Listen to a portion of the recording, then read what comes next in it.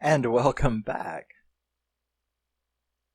If you're new here, my name is Rusty, and this is my channel where I talk about my favorite movies, mostly horror, and my favorite music, mostly metal. And yes, welcome to day 7 as I finish up Wolf Week. I've had a lot of fun doing this.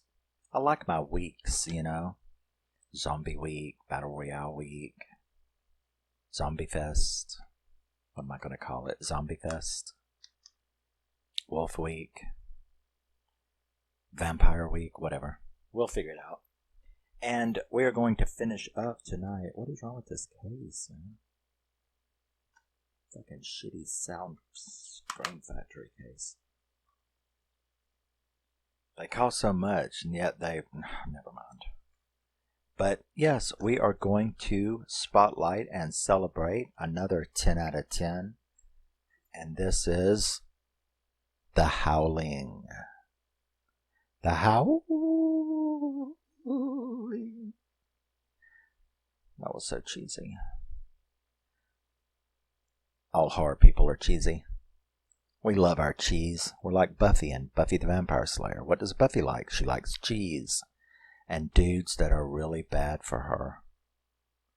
It's another thing me and her have in common. Yes, The Howling. Fantastic. Phenomenal. 10 out of 10. Just like An American Werewolf in London, The Howling was released in 1981. And it stars the absolute flawless, fabulous Dee Wallace. Horror queen, scream queen. Directed by Joe Dante, of course. Written by Gary Brandner based on the novel. And the screenplay was written by John Sayles and Terrence H. Winkless. What a name. What a last name. I know it's not his fault. Winkless. Does that mean you don't sleep very much? But it stars Dee Wallace, Patrick Macnee, and Dennis Dugan. And like I said, it was released in 1981. That was a really good year for wolves because Wolfen was also released right about that time. So, yes, The Howling. This is the Scream Factory version. I had originally bought that double feature from them. They should be ashamed of themselves. I bought that Scream Queens. It was The Fog and The Howling. And I was like, why would Scream Factory do something like that? Because I remember when I bought it and I got it, I was like, oh, this is going to be so cool. And then I opened it up and it was like both movies. There was no booklet, no two-sided thing, no two-sided slip. This one's got a two-sided slip. But no booklet, no nothing. And they were on the same disc. 2 movies on the same disc. What pathetic. But it's them boutiques for you, man. They just, I don't know. So, 1981. This movie revolves around news reporter Karen White, who is, or De Ellis. She uses her maiden name. But she is investigating a bunch of serial murderers. And she has been talking to this guy, who is supposedly the killer, Eddie Quist, on the phone. Eddie on the phone. And the movie opens with Dr. Wagner promoting his book on that channel about people repressing their true nature, which should have been a hint right there. So she's looking for Eddie. She's all wired up. They're going to meet somewhere. So he ends up leading her to a phone box where he gives her further instructions. He leads her to a porn cinema booth, one of those adult bookstores with porn booths in it, movie booths. And she gets in there. He scares the hell out of her and me and everybody else. And there's something interesting about him later too. But so he puts a quarter in the reel, and yeah, he starts changing, attacks her. This super speedy cop comes in. The Dibble shoots him, and they think he's dead, and she's, traumatized. So, Terry and Chris, that's her friend, and they work for the station, and that's her friend, and they're a couple. They go and search Eddie's room now that, she's, Karen has been the person who caught him, the person who led to his, being stopped. And Terry and Chris, they go and look through his room where they find all these drawings and paintings, pictures and stuff like that. They take it to the Dr. Wagner, who opines about what they find. She tries to get back on the air. Her boss, Fred, Kevin McCarthy, he tries to get her back on the air way before she should have. So she, of course, has a breakdown. She goes and sort of becomes a patient of Dr. Wagner, trying to understand her trauma, where he talks her into going on a retreat at the colony. So this is his nature retreat where he likes to send patients he thinks that need a break, So they agree to go. So her and her husband, Bill, go up there to the colony. They meet the locals, which includes John Carradine, who is hilarious in this movie. And I think John Carradine is John Carradine in every movie I've ever seen him in. He looks the same. He talks the same. He is John Carradine. But so you get that. You get Slim Pickens as Sheriff Sam and people like that. You have Marcia as like one of the most evil little creatures. She is such a witchy woman, you know what I mean? She just looks like animalistic, Marcia does. So she meets all of these people, and obviously Marcia and the doctor don't get along. Karen is kind of spooked by TC, which, Eddie and Marcia and TC, they're all the same family. That's Eddie and TC are the brothers of Marcia. They're siblings, so,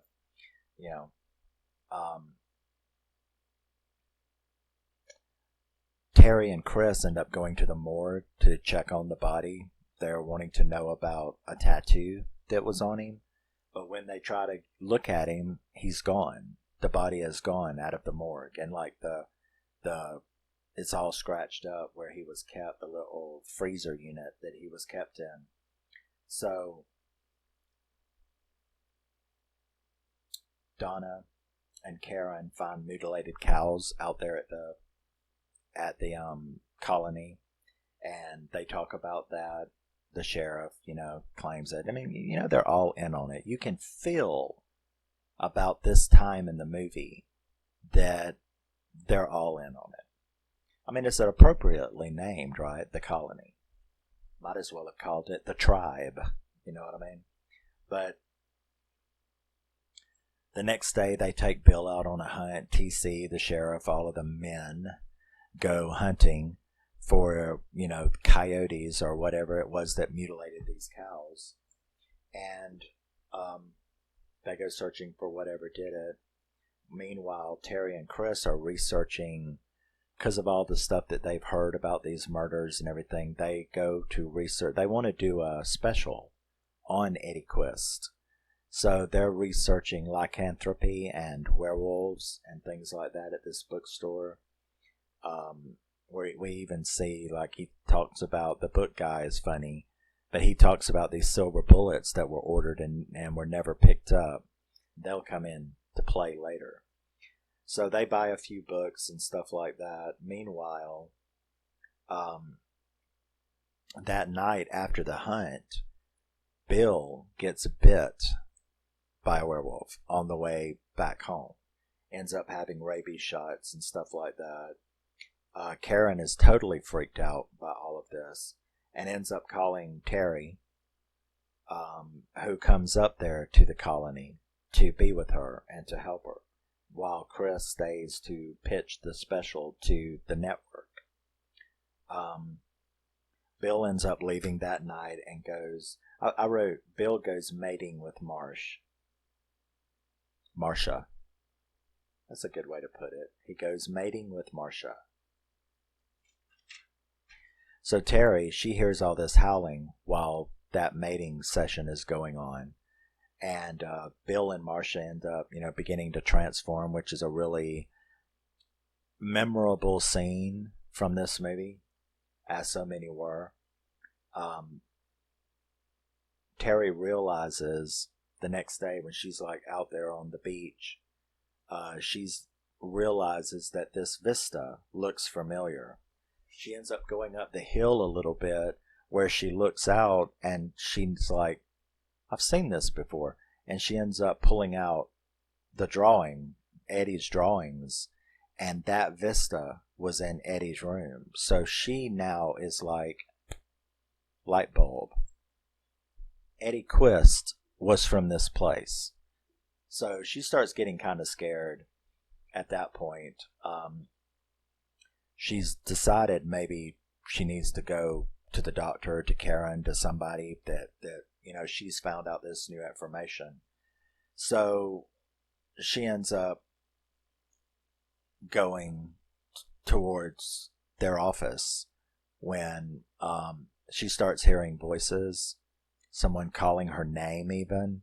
She's being stalked and she's led to this cabin where it turns out that's a very spooky scene. As we see all of this cabin, she realizes this is Eddie's home. And she gets attacked there. She ends up cutting off the werewolf's arm. We later find out this was TC. I thought it was Eddie at first, but it's not. It was TC that attacked her in that place. So she ends up escaping from him, though, by chopping his arm off, and she makes it to the doctor's office. Now, there we have an absolutely phenomenal kill, and that is where Eddie shows up. Now, here is where I can interject that the neat little trivia about Eddie is that Eddie is played by Robert Picardo. Now, if you don't know who that is, that's the holographic doctor from Voyager. So if you're a Star Trek fan, he plays Eddie Quist in this movie, and he looks so neat and different with hair. Robert Picardo looks really neat with hair. It's like he should use rosemary oil or something and get his hair back because he looked really good with hair. But so yeah, Eddie Quist in The Howling is played by the Doctor from Star Trek Voyager, which is very interesting. So he actually records his death, and she's on the phone. She's on the phone with Chris. I nearly choked to death. She's on the phone with Chris when this happens, so he hears it. That's what I get for filming 4 videos in a row. But, so, that is a phenomenal death scene and a kill scene with Eddie and Terry, when he's killing her. So Karen, she's all pissed off because she saw scratches on Bill's back, so she's on her way to the doctor's office too. Now, Chris, of course, back in town, he has flipped the hell out. He heard what went on the phone. So he stops by the bookstore. He gets a gun. And he stops by the bookstore and gets that big pack. Gosh, what was it? Like 30 silver bullets? And they're like 22 rifle bullets. So it's not like little bullets. They're like rifle bullets. But so he stops and picks them up and heads up there. Karen does arrive to use the phone at the doctor's office only to find Terry cut all to pieces. So she finds, that, and she meets Eddie again. And it's like, but you're dead. Well, not really, am I? not exactly the way you think. But we really get to see Robert Picardo, in action here. And like I said, you can tell it's him, because I'm like watching really, I'm like, wow, that really is the Doctor from Voyager. That's cool, Man, he looks really different with hair, But, so yeah, she ends up fighting with him, with Eddie. She throws acid all in his face, and she gets away. There was the scene though before she did that where he like pulled the piece of his brain out to give her a piece of his mind. That was awesome and gross. You know what I'm saying? That was a really good scene.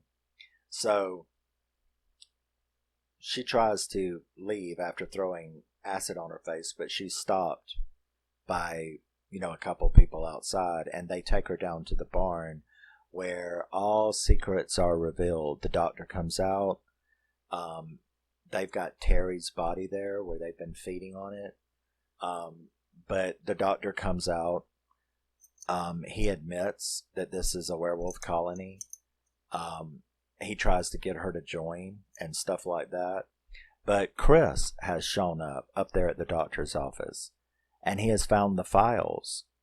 And he also runs into Eddie, which is a really cool, I really liked their confrontation, especially because Eddie, no matter how big and bad you are, okay, you can always fuck up.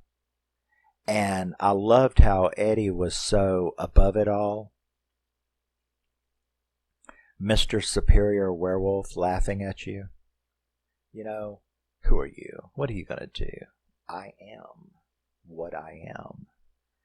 And, here.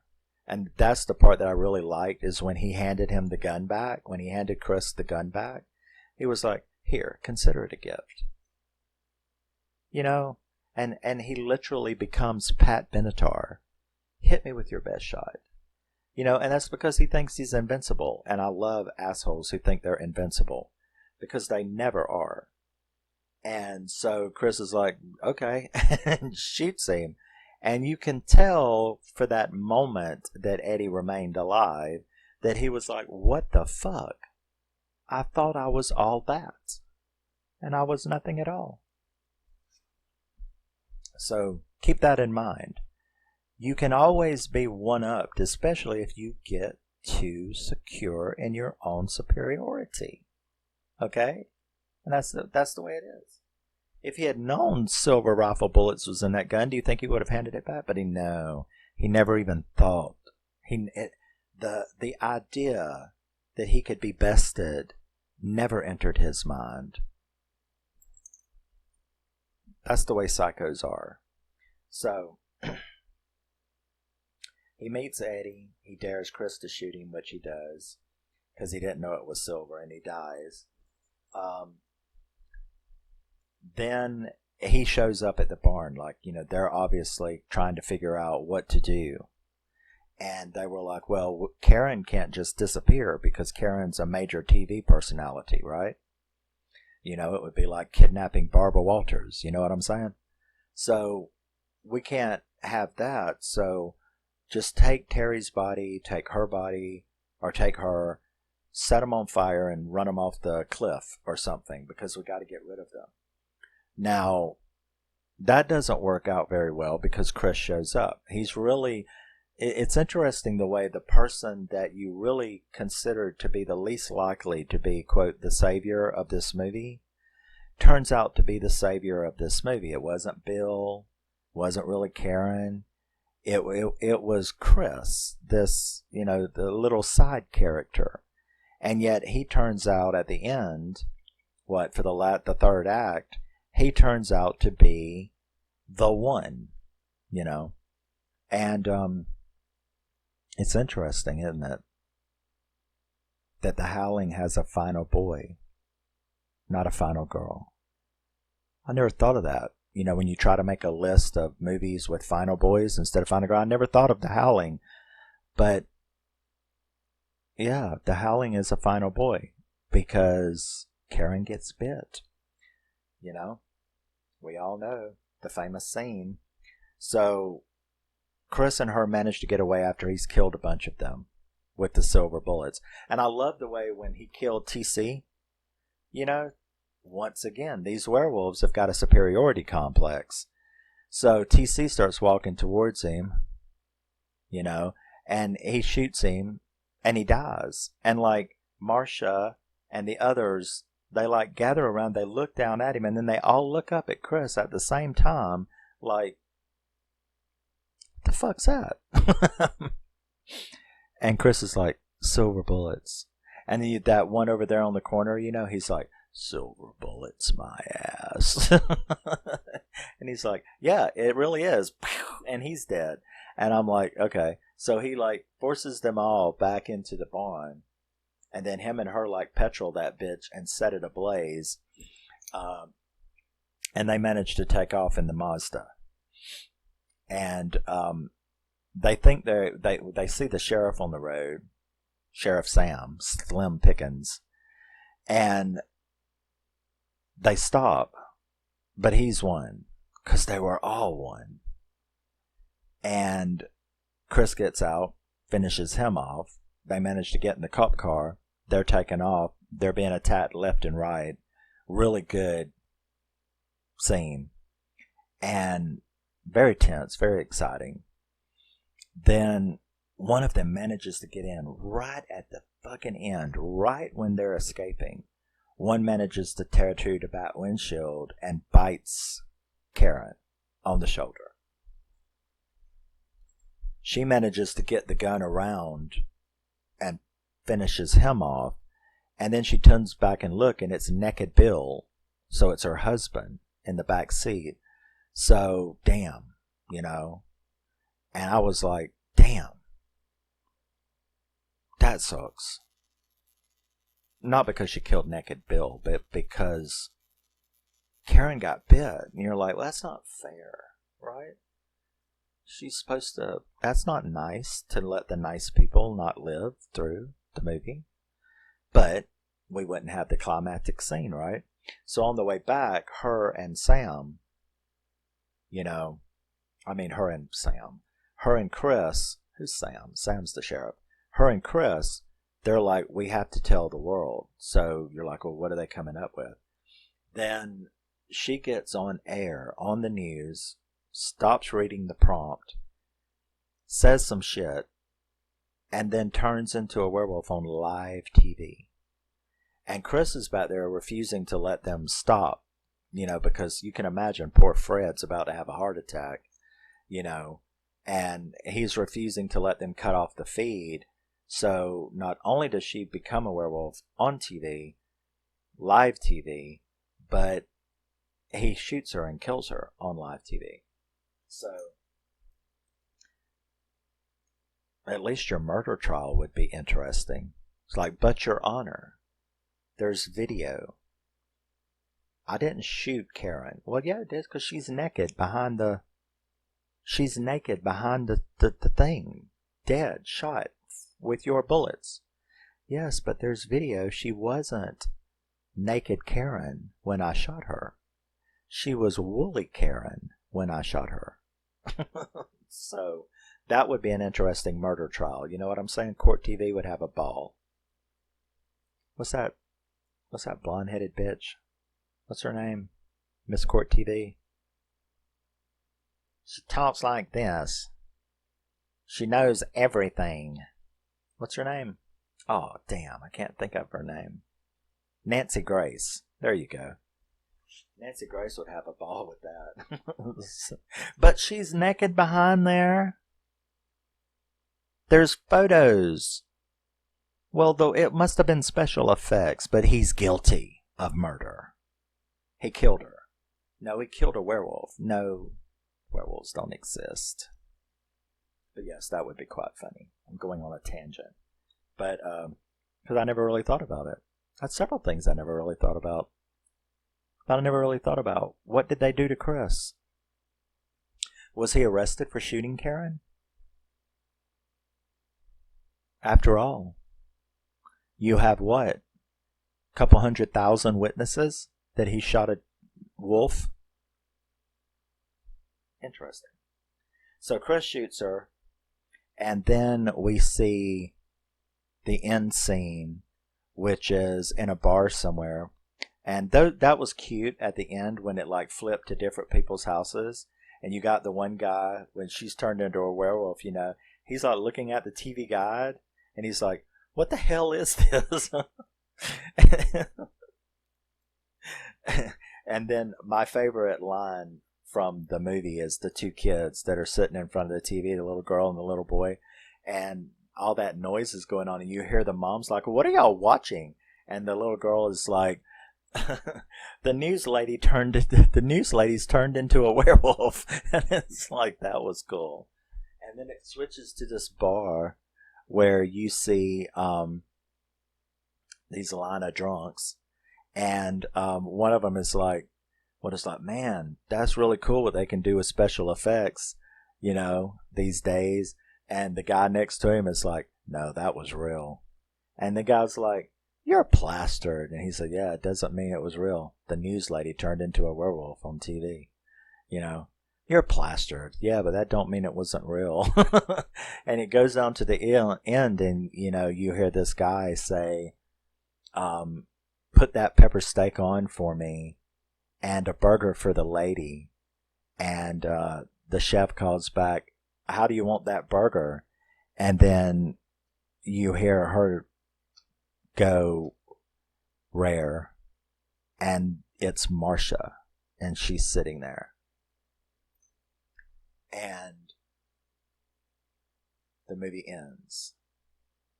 And you're like, explain to me how you could have a 10 out of 10 phenomenal masterpiece like this and then come out with a whole string of garbage 2 out of 10 sequels.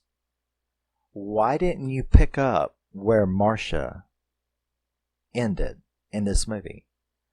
Pick somebody else. It could be anybody with long black hair. Cher could have done it. It's like, I was getting hostile, wasn't I?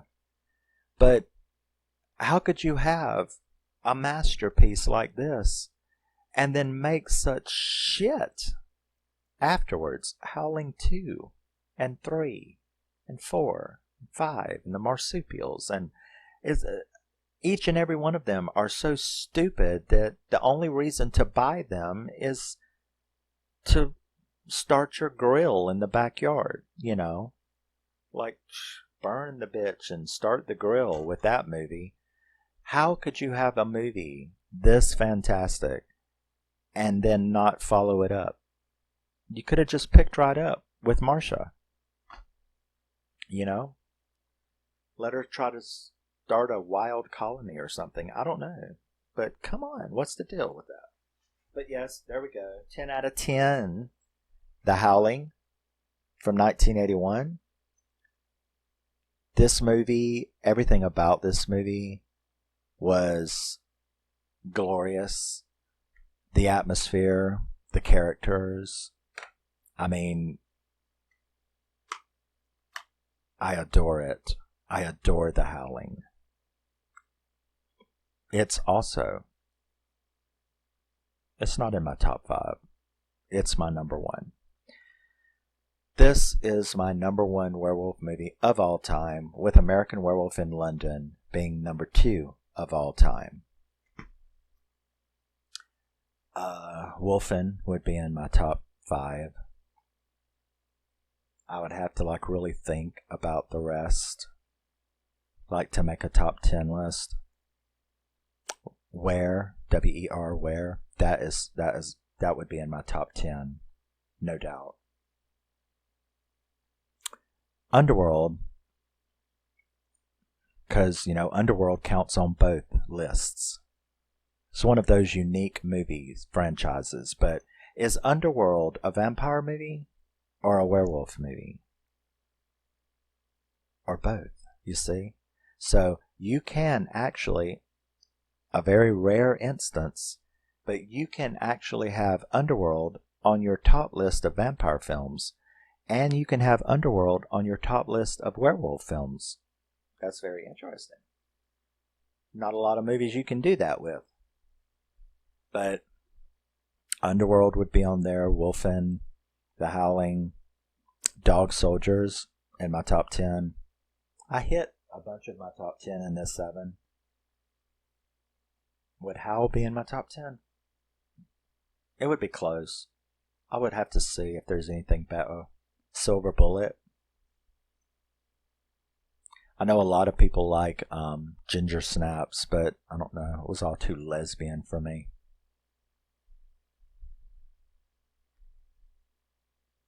Which I understand you people who are into that. But, you know, straight guys and all that, you like the chicks, obviously. But Ginger Snaps is good, but I don't know. It was just never like... I like the unrated version of Cursed better than Ginger Snaps. The unrated director's cut of Cursed. Not that PG-13 shit that just was awful. But Silver Bullet would be there. I would have to think about a list, you know. You can't just really... You might can hit your top 3 or 4. But if you actually had to sit down and make a list, you have to think. As a horror fan, horror collector, you have to like go through your collection and you have to really think about a top list. Okay? Top list for you casual film lovers, or film, you're not lovers, casual film watchers. Your top list may be very easy. But for film collectors, our top list can sometimes take days. And we're sitting there going, but I really need this on my top 10, but I have these top 10, and I wonder if I can do a top 20 instead. Or I have to do a top 10? Well, I'm going to have to think about this over dinner. Because I don't. That's what's making a top 10 list for a horror movie buff is like. It's very, very difficult. You can snag the first ones. Just like I said. Howling, number 1 of all time. American Werewolf in London, number 2. Wolfen, number 3. Then we start having problems. I'm going to have to start like thinking and weighing it out. Dog Soldiers would be in 5, but would it be 4 or 5? Let's see. That's where the problems start. I can name my first couple, but then I'm going to have to do serious thinking to come up with a top 10. Because this is serious business, okay? Horror is serious business. It's not like fucking stupid comedy. Horror is a serious business. Science fiction is also a serious business. Horror, sci-fi. Drama, action, comedy, don't give a shit. Comedy, whatever. But horror, that's serious business. So you might be laughing. You might be saying, "Oh, please, it's not that big a deal. It's just, pick your top 10 horror movies." Like, are you stupid? I've got 1,800 horror movies that I would have to go through to come up with a top 10 of all time horror movies. I don't even think I would dare. I would need weeks. I would need weeks of thoughtful thinking, balancing, pros, cons. The parameters would have to be set. No. I prefer not to. It's too much work. And I will see you in the next thing that I do, whatever that shall be. Maybe do a couple randoms or jump into Zombie Fest. I don't know. I want to do another Shark Week. And then the last movie of that Shark Week is going to kick off Found Footage Week. So I don't know. But I can't do the Found Footage Week without doing the Shark Week first. Because that movie that's going to kick off Found Footage is actually the last of the next Shark Week. So, I don't know. See, it's all very confusing. It's serious business. And now I got to go think about it. I'm also fucking starving. Love you, miss you, bye. Check it out. See what's going on. Let me know what you think about the Howling. And sorry for the tangent. I will see you in the next one. Bye-bye. Don't go to the colony if a doctor asks you. Well, unless you just want to be a werewolf. I don't know. Make up your own mind.